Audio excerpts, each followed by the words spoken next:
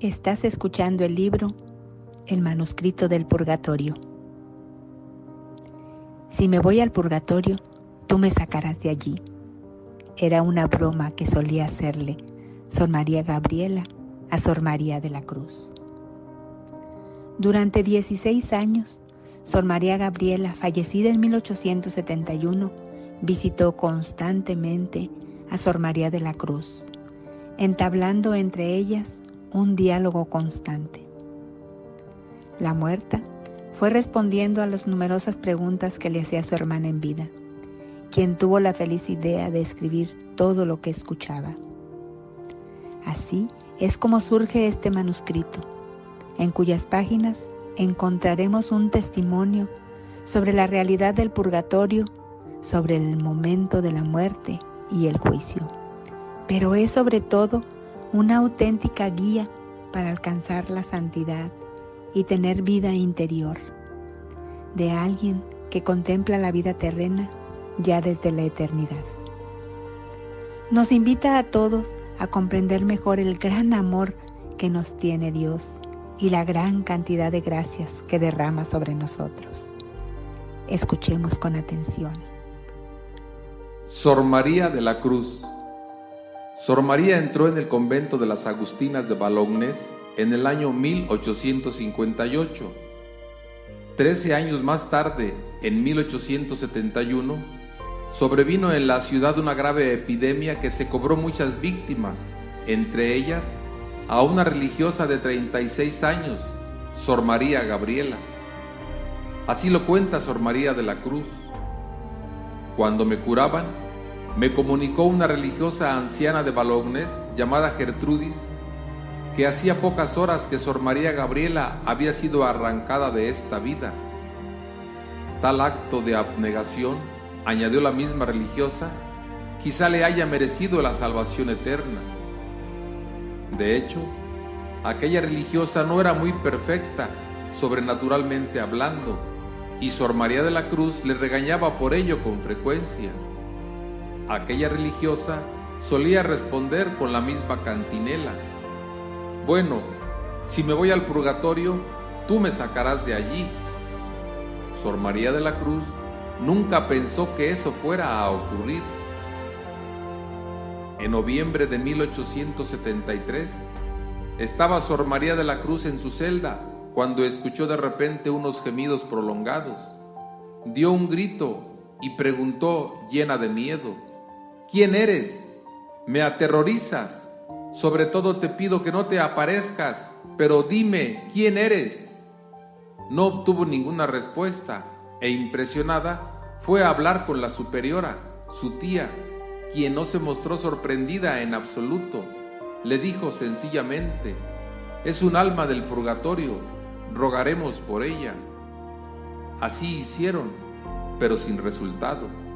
Los gemidos continuaron, acercándose cada vez más. La pobre religiosa multiplicó el número de oraciones, comuniones, viacrucis y rosarios. Los gemidos no cesaban y se hacían cada vez más misteriosos. Sor María de la Cruz estaba consternada. Temía que se tratara del diablo, que se estuviera burlando de ella. Nunca había deseado, por ningún motivo, cosas extraordinarias en su vida cristiana o religiosa. Solo quería seguir a Cristo por un camino sencillo y ordinario. A lo largo de este manuscrito encontraremos menciones a estos temores y cómo su voluntad quería ir por un camino normal y corriente. Todavía en 1880 se dejan ver esas dudas.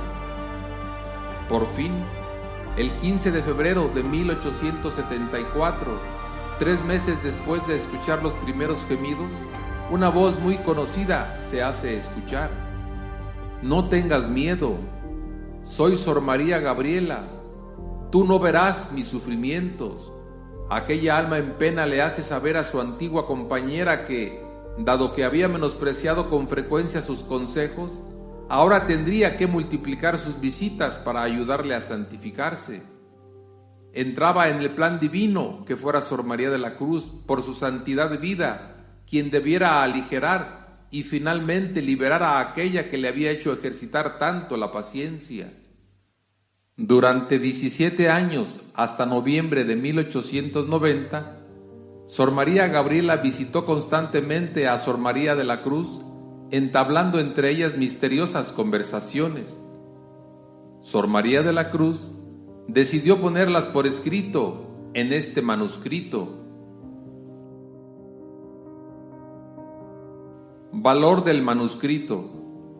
Su valor deriva en primer lugar de Sor María de la Cruz.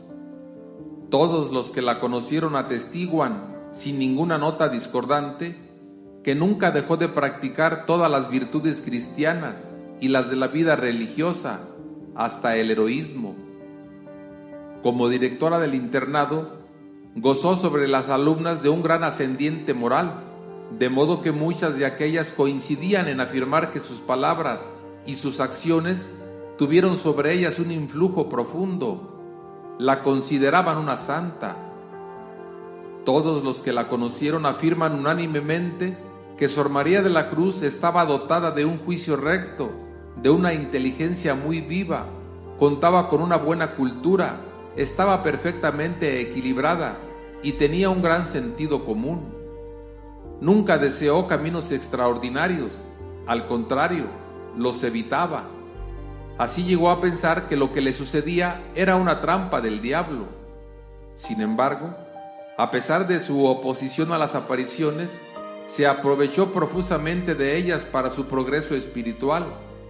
De ello dan fe sus hermanas en el convento y de los apuntes tomados con ocasión de los ejercicios espirituales. En segundo término, su valor también viene por la autoridad de los testimonios recibidos.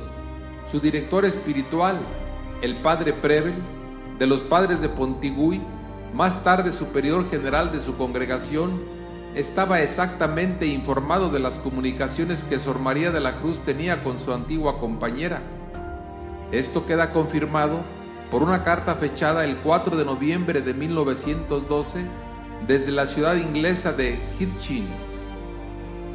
«Hábleme», le dice, «de vuestra querida amiga afligida, que ya debe estar desde hace tiempo abismada en la gloria de su bien amado.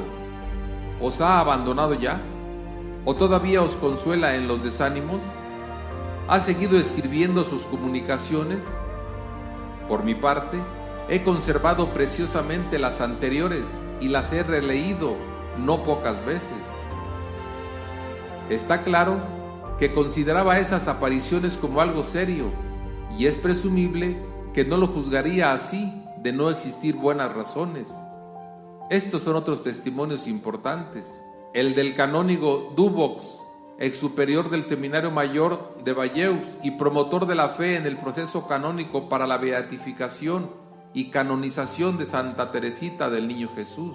El del canónigo Gontier, censor oficial de libros en la diócesis de Valleus y autor de libros muy apreciados. El de un experto en teología mística, Dom Leodey. Después de un examen serio del manuscrito, ambos reverendos no han titubeado en afirmar que no contiene nada contrario a las enseñanzas de la fe, ni nada que no esté en perfecta armonía con los principios de la vida espiritual. Han hecho notar que Sor María de la Cruz, dotada con un gran sentido común, estuvo por ello protegida contra las desviaciones que podría provocar una imaginación demasiado viva. Además, han visto con complacencia que esta religiosa hizo todo lo posible para librarse de las visitas que le importunaban, que protestó, preguntándose si no se trataba de un castigo del cielo, que encontró aquellos acontecimientos como algo tan extraordinario que no sabía qué pensar, y que por último puso muchas objeciones a las apariciones, hasta tal punto que no se le puede atribuir la intención de transmitir cosas de su imaginación o de inventarse lo que le pasaba. Están muy impresionados por la gran lección de caridad cristiana que puede comprobarse a través del proceso de las apariciones. Por un lado, en efecto, Sor María Gabriela había hecho sufrir mucho en el convento de Balognés a Sor María de la Cruz por su actitud poco religiosa, y que fue reconvenida y llamada al orden, y por otra parte, fue la misma Sor María de la Cruz, según los designios divinos, a quien debería dirigirse después de su muerte para liberarse del purgatorio.